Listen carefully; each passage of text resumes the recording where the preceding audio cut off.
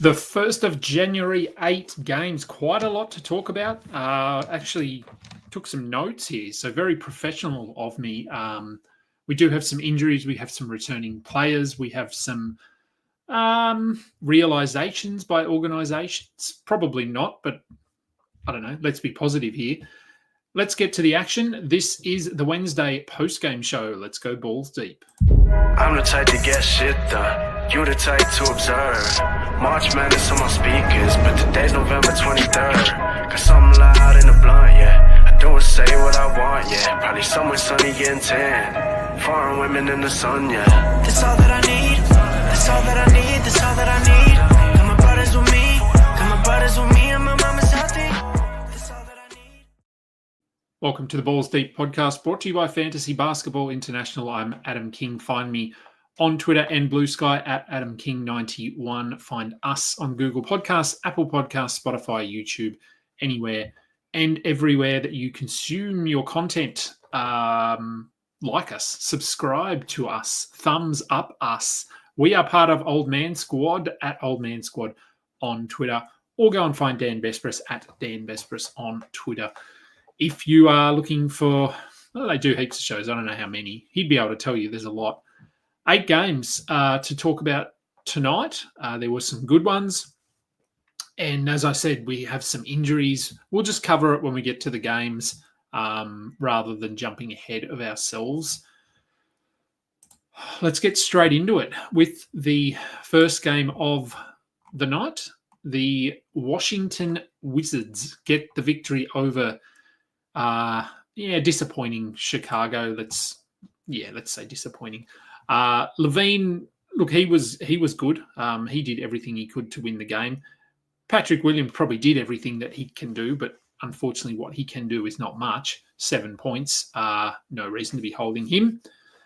Vooch, we've talked about this. He is coming back to the pack as we expected. It just took a bit longer than we thought. 12 and 14 with 6 assists. He's still fine, but 5 of 17 from the field. He was shooting like 60% there for a while, something ridiculous. So he is coming back. Josh Giddey, not his best game tonight. 6 points, 6 rebounds, 2 assists, 5 turnovers. Not his best. He did have a steal and a block. He had been better than this. So I wouldn't worry too much. Lonzo Ball, intriguing again, 22 minutes. So the minutes were down a little bit. This was not an overtime game, and Levine was back as well, obviously. And there is no Dosunmu there. So do remember that when looking at Lonzo's performances. But, I mean, he's clearly better than Taylor Horton-Tucker. He's clearly better than Dalen Terry.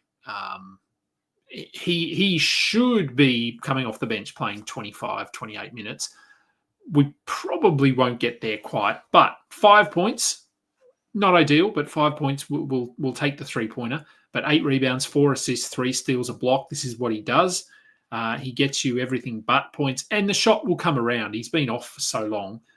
So he will, that shot will be better. If he hits 4 of 7 in this one, that's maybe 10 points. 10, 8, 4 with 3 steals and a block is pretty bloody good.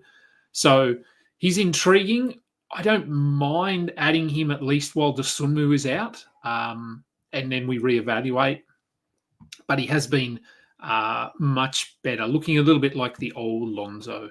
For Washington, Malcolm Brogdon came off the bench, so that's a good thing. 12 and 6 with a block. He's still someone we roster while he's healthy, and then when he gets injured, you drop him. Corey Kispert had 13 off the bench. He's shooting the ball okay, but I'm not that interested in him. Jonas Valanciunas, 22 minutes again. Alex Sarr, 25. So Valanciunas is looking better. He's playing a bit more. He had 14, 6, and 6 here with 3 steals. We're not going to get 6 assists. We're not going to get 3 steals. But we will get close to a double-double and maybe a block. So I think if he's at 22 minutes, he's probably an ad. Remember, this could change at any moment. But based on what we've seen the last week, I think he's very close to being an ad. Sarr is a hold. We're not dropping him or anything like that. Koulibaly only lasted 9 minutes in this one. He left with an injury, and I'm trying to think what that injury was. I don't know. Someone will be able to remind me. Anyway, with him out, we obviously got a bit more of Corey Kispert. We got a bit more of Malcolm Brogdon. Kuzma started the second half. He only had 5 points, 5 rebounds, 5 assists and only shot the ball 3 times. Oh, what's going on, Kyle Kuzma? He's old, I think, but he's very unexciting. That's right. It was an illness for Bilal Coulibaly. So he ran to the toilet, didn't come back. So I doubt he's out for too long, although we have had a number of players missing 2 games, 3 games with an illness. Whether this is the same thing, I don't know. Well, I'm still holding Coulibaly. Poole was very good. He returned from his hip issue, I believe, 30 points with 3 steals and a lot of threes. And yeah, he's been really good. Champagny, he started 15, 2 and 1 with a steal is okay, but only 21 minutes. That's not enough, I don't think, for him to be a must-roster player. Let's see. If Coulibaly misses some time here, maybe Kispert gets a bump. Keyshawn George, probably a little bump as well, but there's nothing significant here. All right, Orlando at Detroit. Detroit get the win, and I think they have now won more games this season than they did all of last year. I'm sure I saw that somewhere. 15 wins, so they're actually ahead of Chicago now. Don't know if that says more about Detroit or Chicago, to be honest.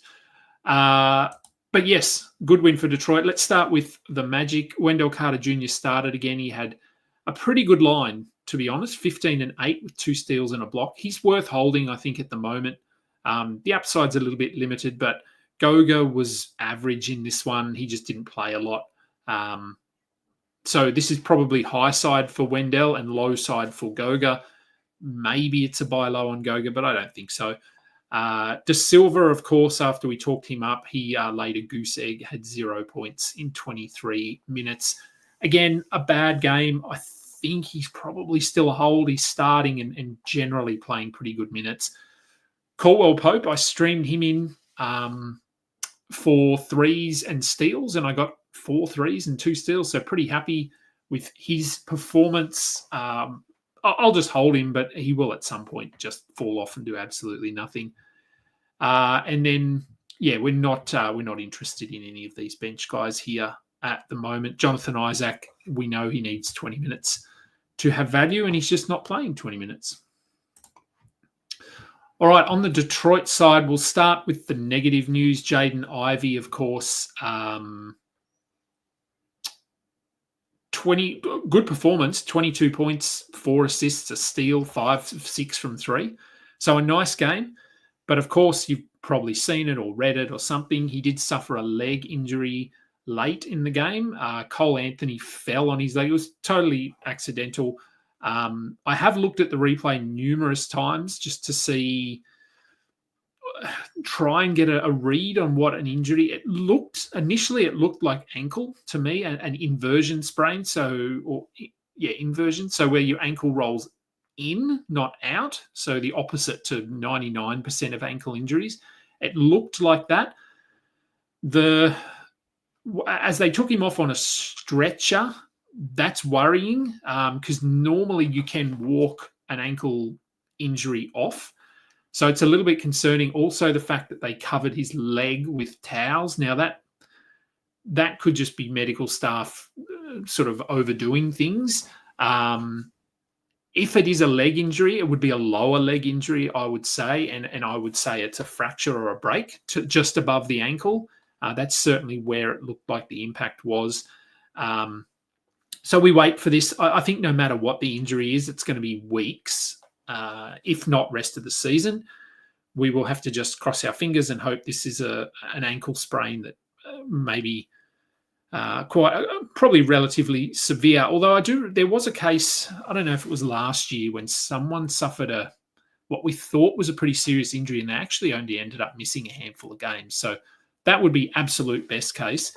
But yeah, it didn't look good. The pain that he was in would indicate something more than an ankle sprain. But like I said, if it was an inversion sprain, those ones are a little more painful usually. So with Jaden Ivey out, who do we add? Who steps up here? The obvious answer is Asar Thompson. He had 6 points with 5 rebounds, 5 steals. I think we might get a little bit more of Marcus Sasser and Ron Holland. We saw last year Sasser played decent minutes. I'm not sure. We didn't get a good read here because obviously this happened late in the game. Asar Thompson would be the one that we probably take the flyer on just because his floor is sort of safe anyway. Yeah, I think it might be Sasser. I'm not sure there is a clear pickup here. I think Cunningham will just do more. Beasley will probably do more. Hopefully Tobias Harris does a little bit more here, a little bit handles the ball a bit more. He was actually reasonably good in this one, 17 and 8 with a block. So his best game, and we hold him for now. Jalen Duran was good as well, 18 and 11 in 27 minutes. So I think we're just holding Duran. We're holding Tobias. I would hold Ivy until we get word on this injury, but we will obviously brace for the worst and hope for the best. And just keep an eye on the next game and see, or we may get an indication from when they announce their starting lineup who is going to start.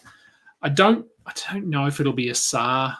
I just think that not having a second shooter on the floor. Not that Sasser or Ron Holland are great shooters, but I also don't think that they will start Beasley and Hardaway together. So a few questions here, but we'll see what they decide to go with. Brooklyn at Toronto. So for the Nets, D'Angelo Russell made his debut, came off the bench, which is not totally surprising. I don't know whether this sticks or this is just integrating him back into the Brooklyn rotation and what's going on there. So I still think if you added D'Angelo Russell, you're absolutely fine. He had 22 points, 8 assists, 2 blocks, 1 steal. And this is sort of the old D'Lo that we're used to seeing. We haven't seen during his time in LA. So good to see if you did pick him up. Yeah, look, I mean, I don't know how good he's going to be. Can he be top? What's he going to be? I think probably top 60 is best case scenario. But like I said, if you look at his 2008, I think it was 17-18 or 18-19 season, he was top 60. I think that's best case. The team is different. They're going in a different direction now. So I do think that he will probably be, top 70-ish. Slightly better in a points league, maybe. And this might actually be a sell high opportunity because if people are relatively high on him and you have him and they're going to look at this game and go, look what he did. He's going to be this big breakout guy. I don't think he's part of the Nets' long-term future. They're going to shut it down at some point. So there is a risk that the next 2 to 3 weeks is about as good as it gets. A chance. I'm not saying that will happen, but we will see. The rest of the Nets team. Keon Johnson had 17 points with a steal. Look, he's looked pretty good lately. In deeper leagues, I would be adding him, but of course, Cam Thomas will probably be back tomorrow. So Keon will scale back a little bit, let's say that. Cam Johnson was very good again. Clowney only had 5 points and a steal off as a starter in 28 minutes. Now, I've said this, I think he should be rostered, but the next month to 6 weeks is not what you're rostering him for. It's for post All-Star break, post trade deadline, which for some of you, that's not doable because he just won't be contributing enough for the next few weeks to be a hold. Ben Simmons also had 2 points, 2 rebounds, 6 assists and a steal. He looks good out there. I mean, he makes a difference for the team, but it's just not translating super well into fantasy. He's a borderline hold, and with Cam Thomas coming back, that will also impact Ben Simmons, I think. Claxton looked fairly engaged in this one, 16 and 10. He didn't get a block, but he certainly looks better. And Dayron Sharp looks good off the bench as well, 11-8 with 2 assists and 2 steals. If and when we get the Dayron Sharp starting stretch of games, then he's an ad. For now, he's probably not playing quite enough. For Toronto, this is the good news of the day. Immanuel Quickley returned. Now, I did say on the pre-game show that I thought he'd be limited. They actually came out and said he was on a minutes restriction, but they wouldn't say what that minutes restriction was. Apparently, it was starters minutes because he played 32. So I guess if he's on a restriction, we're looking at 35 to 36 per night, which is great. He looked good. Shot was a little bit off. He was a bit rusty to start with. He hit a couple of threes late, so that sort of boosted the points category there. He ended with 21 points. But 15 assists, 4 rebounds, perfect from the line, team best plus 23. They look like a completely different team. If you watched them the night before against the Celtics, and I did, and I said that they were absolutely terrible, they looked far better tonight. They obviously shot the ball a lot better, and they were against Brooklyn, so there's a lot to factor in there. But if you've got Quickley, I'd get him active. The fact that this was an upper body injury means his conditioning should be fine. There shouldn't be too much of a ramp up. So we'll see. But he was good. Grady Dick was also very good. 22 points, 3 steals, 4 threes. I know there's some chatter. I know Josh is a bit of the opinion that Dick is probably going to be a drop, if not already. I'm a little bit higher on him. I don't mind holding him in standard leagues because I just think he's going to get a lot of good looks, and he's clearly a locked-in member of that starting lineup. Agbaji will be the one for me that drops out of this lineup when RJ Barrett returns. So I'm okay with holding Grady Dick. Scotty Barnes was very good, 33 points on 14 of 18 shooting with 13 rebounds. 5 assists, 2 steals, 1 block. Jakob Poeltl had 12 and 9 with 2 blocks and a steal. A lot of good stuff to talk about in Toronto tonight, and we do have RJ Barrett to come back as well. So I watched most of this game, and the Raptors were very fun. It was a fun game to watch. Quickly, I can't remember a player coming back and having that much of a difference. And obviously, as I said, this was against Brooklyn, so it was almost an ideal matchup. But no, he looked very good. Obviously, with him back, we don't need to worry about Shed, Walter, Olynyk, these guys. There's not much value there. Utah at New York as we work our way through the games. New York, relatively comfortable, 119 to 103. For the Jazz, we had Johnny Juzang starting again, and he had 10 points and nothing else. Don't need to roster him.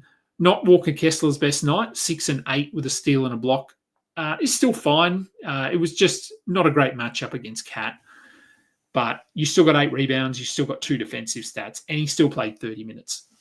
So still positives there. Keontae George, who I actually started over Grady Dick tonight, and I sort of regret it, but George wasn't terrible. He had 15 and 6 with a steal.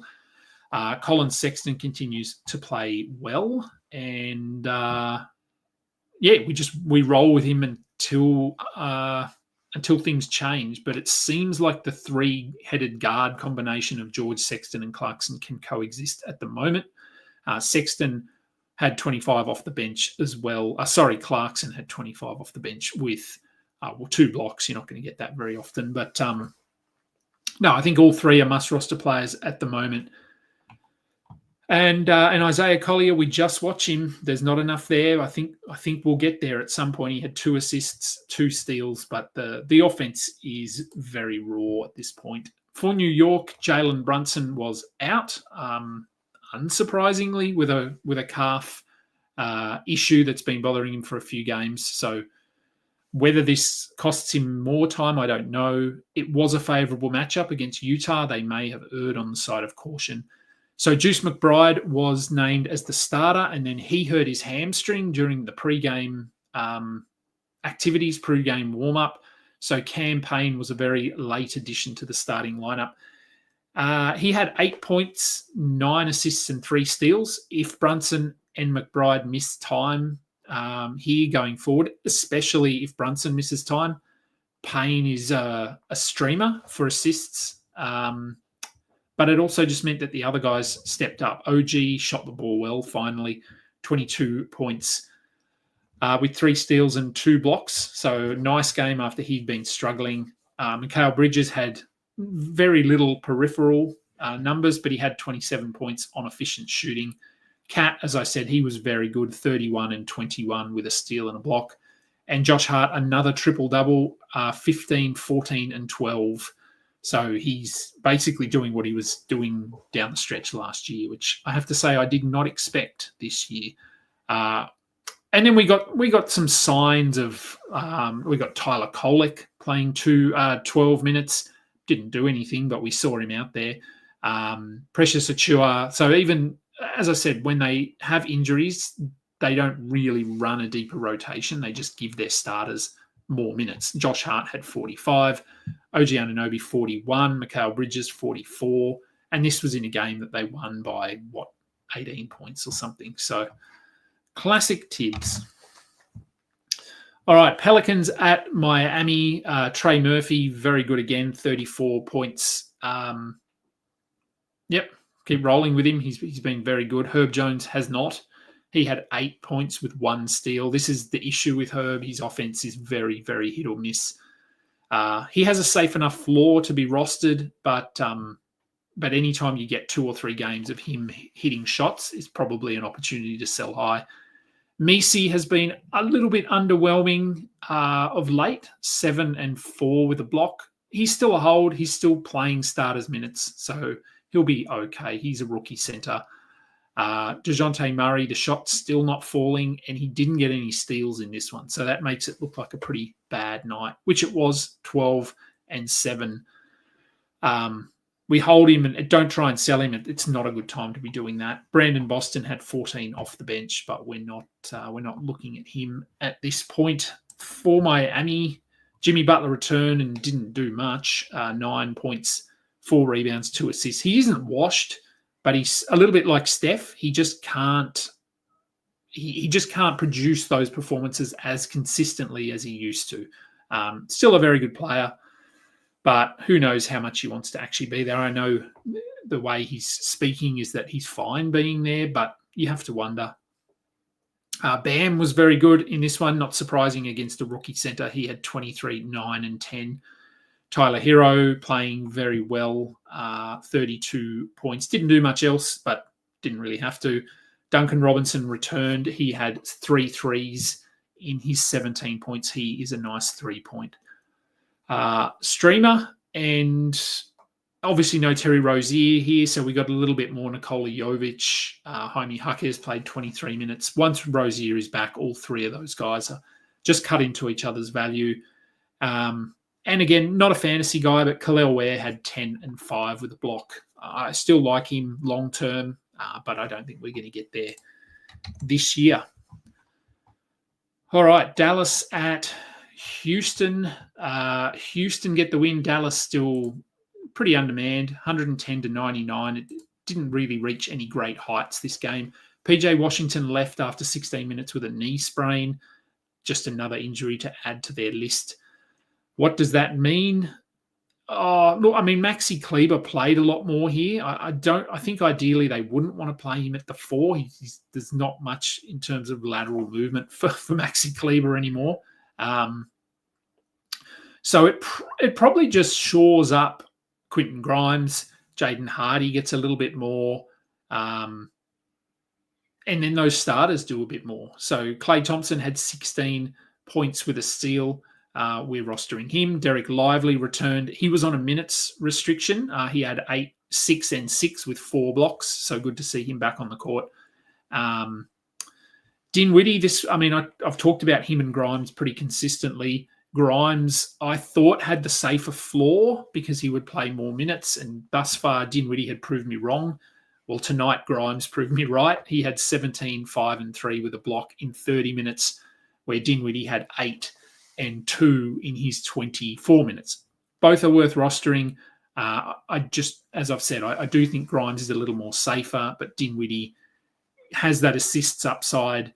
And it really just depends on the mindset of the coach and the opposition on the night. Daniel Gafford, even with Derek Lively only playing 20 minutes, Gafford played 12 and had 4, 4, 1 and 1. We're not holding Dan Gafford at this point, especially with Lively back. For Houston, Noah Thompson, he is suspended. So we got another Cam Whitmore sighting, 18 points in 24 minutes. He's just a points streamer. Amen will be out for another game. I think it was, did he get 2 games or did he get 3? 2 maybe. So we might get one more game of Cam Whitmore here. Tari Eason also questionable and then out. I have no idea what's going on there with him. But Dylan Brooks playing well. He should be rostered. Jabari Smith left this game but did return. He didn't have a great night. He had 12 points with 2 steals and a block. He has started to regress again, so any chance of a sell high is gone at this point. It will come back at some point, but it's not there now. Fred VanVleet, only 5 points on 1 of 8 shooting. His shooting woes have been, I won't say a surprise. Well, I don't know, maybe a surprise. He had 7 assists. He had 6 steals. He hit 3 of 3 from the line. So a little bit like Halliburton was early in the season. It's just these percentages. And the fact that they don't need him to score, I guess, works against him as well. So he's still a buy low if you're interested in him. Jalen Green had 22 points. And Şengün had 23, 6 and 4 with 5 steals. All right, second last game. Pretty sure it's the second last game. Atlanta and Denver, pretty comfortable in the end, 139, 120. Denver get the win. Atlanta did keep this one close in the first half, and Denver blew it out in the third quarter. There was no Jalen Johnson for the Hawks, so Garrison Matthews started. If you streamed him in for threes, he got you one of them, so not ideal. Trae Young had 30 points with 9 assists and 2 steals. So a good night for him. Dyson Daniels returned from his illness. Everything was good here except the shooting. 4 of 17. The fact he took 17 shots is encouraging, but just couldn't hit them. He had 9 points. But he did have 6 assists, 5 rebounds, and 3 steals. So not too bad considering he'd missed a couple of games. Reece Shea did a little bit more with no Jalen Johnson there. 13, 3 and 2. If Johnson misses another game, maybe Reece Shea can be streamed in. DeAndre Hunter playing very well off the bench. He had 20 points with 3 steals. Veit Krejci, I've talked about him. I do like his game. He had 14, 6 and 5 with 2 blocks. He's finding a way to minutes. He's benefiting from these injuries to Bogdan Bogdanovic and Jalen Johnson tonight. So I'm not adding him. In deeper leagues, sure, if you want to just take a flyer on him and see if he can keep doing stuff. Okongwu had 9 and 7 with a steal and a block in 24 minutes. I think he's worth holding. Capella only played 20 minutes. He had 4 and 7. So it's not like he's blowing us away or anything. They would like Okongwu, I think, to be playing more than Capella. So any opportunity, they're going to do that. For Denver, just good numbers across the board, which is not surprising against a Hawks team that doesn't play defense. There were some moments in that game where they literally didn't play defense. They just stood there and let the Nuggets wander through the key. So there's not really a lot to talk about for the Nuggets. The minutes were down. We got 13 minutes of Jalen Pickett. We had a DeAndre Jordan sighting. Let's talk about Peyton Watson. He had 11 points with 2 steals and a block, 0 rebounds somehow. But this is okay. He's still not the player that we want him to be with Gordon out. It's Russell Westbrook who's doing all the damage. But Watson is still fine, I think, as a back-end 12-team hold at the moment. Westbrook had 16 and 11. He's a hold as well. And Christian Brown, 15 points is good, 4 assists, but no defense. Settling into that top 100, top 110 kind of a range. And the final game of the night, let's start with Philly. So Philly go down to Sacramento, 113, 107. They were up 107 to 100, so they just got on the bus and went home and let Sacramento score the last 13 points of the game. Paul George, much better in this one. He had 30 points, 8 rebounds, 5 assists, a steal and a block, so hopefully back on track now. Tyrese Maxey was also good in this one, 27 and 6 with 4 steals. That was pretty much where it ends, though. There was no Embiid in this one. Drummond was injured, but he played. But Yabusele started. He had 8 points with 3 assists. He's just a little bit undersized against someone like a Domantas Sabonis. Certain matchups, yes. Tonight, no. Kyle Lowry started. God, yeah, no idea what's going on there. 0 points. Absolutely no interest in him at all. Eric Gordon had 14 points off the bench. No interest in him either. Drummond, as I said, he did play. He had 10 and 9. When Embiid misses, he can be streamed in if you need low-end double-double. That's about it, really, for the Sixers. For the Sacramento Kings, hallelujah. We got, as I said at the top of the show, is this the franchise realizing maybe we should try something different and see what happens? Keon Ellis started with Keegan Murray out. So, tick, they made the right decision. They actually started the right player. Keon Ellis had 9 points. That's all right, 3 threes. But he had 4 steals, he had 2 blocks, and he was a team best plus 17 in a game that they won by 7. 38 minutes, team high. This is everything we always wanted. And I'm not necessarily saying this as a fantasy manager and thinking, yes, Keon Ellis is now this must-add player. It's more for the Kings. It makes sense having him out there. They looked far better in the first quarter when they came out. I don't know. The positives here were astronomical. So let's see what happens in the next game. Do they look at this and go, maybe we're onto something, and talk to Keegan Murray about coming off the bench? Because you throw him into that Trey Lyles, Kevin Huerter sort of role there, and he will be a much better player, I believe. So we will see. If you had Keon Ellis tonight, good. You got 6 defensive stats and 3 threes. I did have him in a couple of teams, so I'll just hold him now and see what happens. DeRozan, I think this is just who he is now. 18, 5 and 1 with 2 steals. He isn't that top 40 player anymore. Sabonis had 17 and 21 with 7 assists. De'Aaron Fox, 35 points. And Malik Monk had a good one as well. Trey Lyles had 4 threes off the bench if you streamed him in. And Kevin Huerter, just in true Kevin Huerter style, doing nothing in his 18 minutes. So a very nice situation in Sacramento today. Don't know whether it sticks.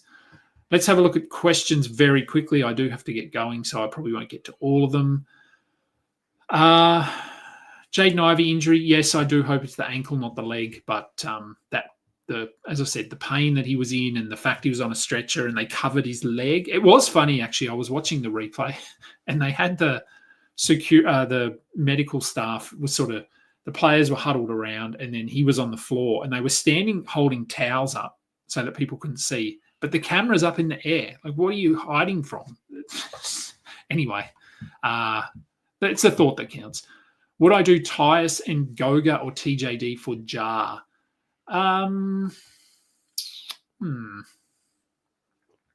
always hesitant with Jar. He just can't stay healthy.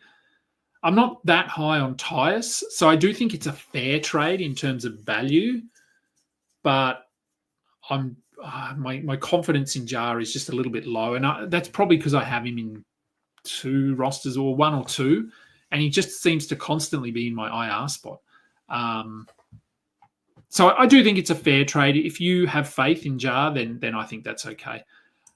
Is Asar the Ivy replacement? He could be, as I said, it could be Marcus Sasser as well. But Asar would probably be at the top of the list in terms of let's take a flyer on insert player name here. We are very happy that IQ is back, as is Toronto, I'm sure. Jonas and Ad. Yeah, he probably is. Let's see how he goes. How much of the Dayron was the Clowney situation and how much of it was the score? Is he streamable if they give Clowney a game off? I like Dayron, as I've said a number of times. He does play a different position to Clowney. I'd still have Clowney as the choice there, the preferred streamer, ad, whatever bucket we want to throw him into. If they do give Clowney a game off, maybe. It was a heavy fall that he took, if you were watching, and I tweeted about it. He just lost his legs in the middle of the air and basically just slammed into the ground. If he does miss time, which he could be pretty sore here, I think. If he does, and they do go with 24 minutes of Dayron Sharp, then yeah. But with Cam Thomas coming back tomorrow, he will probably just slide straight into that Clowney role, and they'll run with the same starting lineup. They might need a little bit more size out there at times. So maybe we do get 20 minutes of Dayron, but I'm not sure it'd be enough. Can we expect similar output from IQ? Look, I had him as a top 50 player, top 40 player coming into the season. Obviously the injuries have impacted that. I still think he can be a top 50 player. You're not going to get 14 assists, no. But I think he can be, the scoring will be a little bit better. I think he can be 20 points, probably 7 assists with a steal, 3 threes, maybe, bit under. So I don't think we're going to get exactly this, but I think the points could be around there. Assists will come down a little bit. Defense will be there, but they obviously need him. So I do think that he could still be a top 50 player. What else have we got? How do we feel about D'Lo in a points league? Top 50. Top 50 would be best case, I think. Yes, De Silva had a 0, 21, 0. Yeah, but before that he had, I think, 4 games or something of double digits. So he was really good. And then we said, okay, grab him. And he had a 0. And then people went, oh, okay, well, I'll drop him. And he had 21. And then they went, okay, well, maybe I do need to pick him up. And he had a 0. So people might get annoyed and drop him. So he probably has about 20 in the next game. Would I drop Mason Plumlee for Asar Thompson? Yes, I would.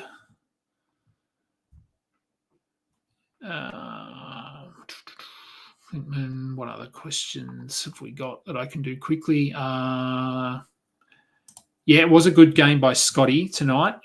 Do we sell high? Look, you could sell high on him. This was really good tonight. I think if we're viewing what he is, I think he's top 40, probably top, like a third rounder rest of season, assuming they're healthy. If you could move him for a top 30 player, I probably would, because there is that risk with Toronto, as we've seen in the last couple of years, that they will shut it down. Would I drop any of these 2 to activate quickly and pick up Tobias? Amen, TJD, Vassell, Beal, assuming Beal doesn't get IR status.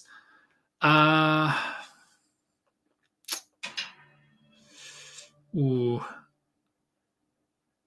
I drop any? I wouldn't be dropping TJD, I don't think. I don't think I'd drop Vassell. I'd have Quickley over Amen. So if you had to make that choice, I would go with Quickley. As high as I am on Amen, I would have Quickley over him. I don't think I'd have Tobias over any of those guys there.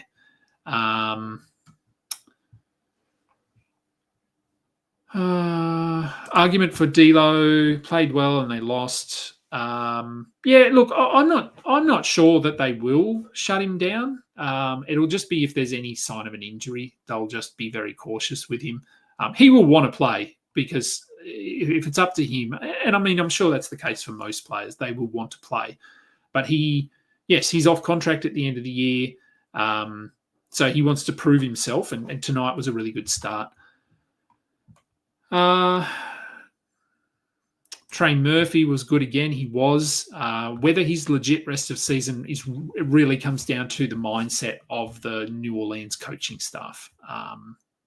I think he should be starting and playing. He's clearly probably, he's arguably their best player, I think, certainly in their top 2 or 3, but whether they view him that way or whether they just bring in Zion, bring in Brandon Ingram and move him back to the bench, yeah. So I think he can be legit, but it depends on his role, and obviously I have no insight there. Will IQ be at risk of shutdown? He could be. These Raptors guys, maybe. Seeing as he's missed so much already, you would think that they would just want to at least give him a good run. Like I thought what we saw tonight, and you add in RJ there, is a pretty good glimpse of what they can be moving forward, which is a really fun, fast team. I think the combination, they're sort of the opposite of Sacramento. So they've just got a lot of nice pieces that fit together, and they need to build around that. So they will want to get reps into these guys because they haven't played together. The core has not played together. Obviously, Jakob Poeltl doesn't really fit their timeline, so he is one that could be shut down, but they will want to get Scotty, RJ, Quickley out there together. So they may be shut down, but maybe it comes a little bit later.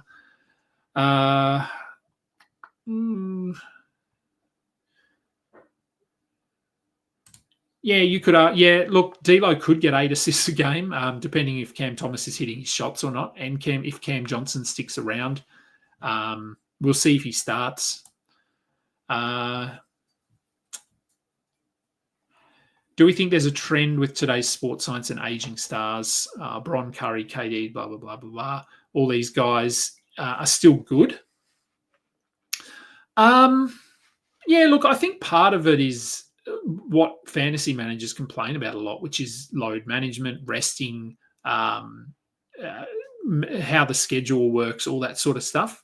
It has an impact. If you play for Tom Thibodeau, you're not going to age well. But if you don't play for him, you'll be okay. These guys are playing. I mean, what are these guys now? 36 through to 40 in that range. We are seeing signs of drop off for most of these guys. KD, you could probably argue, still looks just as good. But CP3, Paul George, Curry, Bron, DeMar, these guys are all starting to show signs of aging. Jimmy Butler is in there as well, but of course he did play for Tibbs for a long time. But yes, I do. I would say inevitably, I would say almost certainly that science and warm up, worn down technology, everything plays a role in the longevity of these guys. Grimes plays better next to Kyrie, and Dinwiddie plays better when replacing Kyrie. Yes, that's right. Yes. Grimes plays better off ball. Dinwiddie plays better on ball. So if Kyrie is out, Dinwiddie handles the ball. He plays better. Grimes plays better as that as off ball. Kyrie can play off the ball as well, and that's where Dinwiddie can step in and play the point guard role. So there's a bit of manoeuvring there, but yes, that's basically right. Conley or Scottie Pippen in a 12 team? I don't know. Do we say Conley? I don't know. They just don't seem to want to play Pippen more than about 22 to 24 minutes, even with injuries. Although the same could be said about Conley, I suppose. I think if you're a bit of a gambling man or a risk taker, I'd go Pippen. If you're a pretty boring old man, then I'd go Conley. Keon Ellis was a lot better than Keegan. He's just better at that role. That's what I think. I don't think Keegan is a bad player. I just don't think throwing him out on the wing and having him defend the opponent's best player is not what he should be doing. So that's all it was. Glad to be rid of Harris. Yeah, I'm sure it's a weight lifted off your shoulders. What's this trade question here? Quickly, would I do an Embiid trade if I could send out a 4th or 5th player, 5th round player like Zubats, Hartenstein, Mark Williams? I know. I wouldn't, but that's me. That's me. I think that would be okay. I think if you could get Embiid for Zubats, that would be all right. I'd probably hold Mark Williams only because I think he can be the best of this 3 if he's healthy, if he's playing 32 minutes a night. If the Hornets don't, there's a lot of caveats there, as we know, but I think he could be very good. As I said, I had him as a top 50, top 40 player coming into the season. Zubats for me is more of a top 70. I have no idea what his rank is. Hartenstein is very good as well. I was very high on him. Chet at some point will come back and will impact him slightly, but I think if you could send out Zubats for Embiid, I'd do that. What else have we got? Chad. Shutdown is a risk, but the Raptors healthy. Yeah. Look, as I said, the Raptors looked really good tonight. Last night they were terrible, and then tonight they were good. It was against Brooklyn, but they have the makings of a good roster, I think. So there is potential for them to be in the play-in discussion when we get to March. So especially with how bad some of those teams are in the East. Yes, Zubats will have a bit of a drop-off when Kawhi comes back, offensively anyway. And Mark, Williams does have the upside, but could be a trade chip. He could be because of that injury risk. Trying to move him in the next week or two is certainly a viable option if you can move him for a top 40 player, I think. And that will do for today's show.